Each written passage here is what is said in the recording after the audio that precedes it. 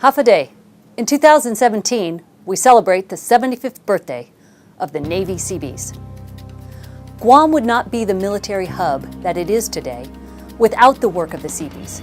So I'd like to take a minute to tell you about a couple of their major contributions to the island: Marine Corps Drive and glass breakwater.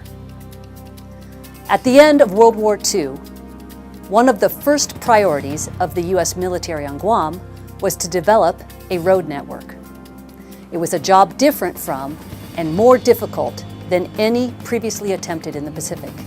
The terrain presented difficulties because of the outcroppings of rock and shoreline, and the roads were to be permanent. The first major job undertaken was the construction of a superhighway between Sumai and Hagatnya. 3 weeks after U.S. Marines landed at Asan and Agate, construction began. Constant two-way traffic slowed progress, and the Seabees had to take precautions against Japanese snipers.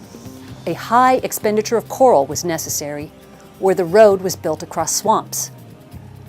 These sections took between 10 and 18 feet of fill. After 60 days, a 12-mile, 4-lane highway had been constructed with 9 bridges built to standard mainland highway loading. Originally, it was named Marine Drive after the liberators. 2 months after Marine Drive construction started, Seabees began reinforcing outer Apra Harbor to protect anchored or docked ships. Limestone, quarried on Cabras Island, was used to construct the 3,260-foot-long and 32-foot-wide glass breakwater.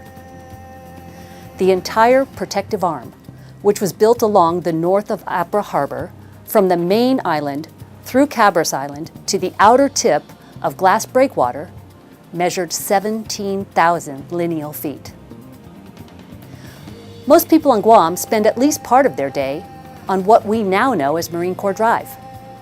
And if you like diving, you have glass breakwater to thank for the relative protection of Apra Harbor.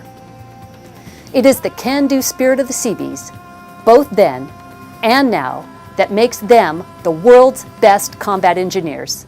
And The Fighting Seabees is my favorite John Wayne movie. Happy birthday and hoo-yah, Seabees!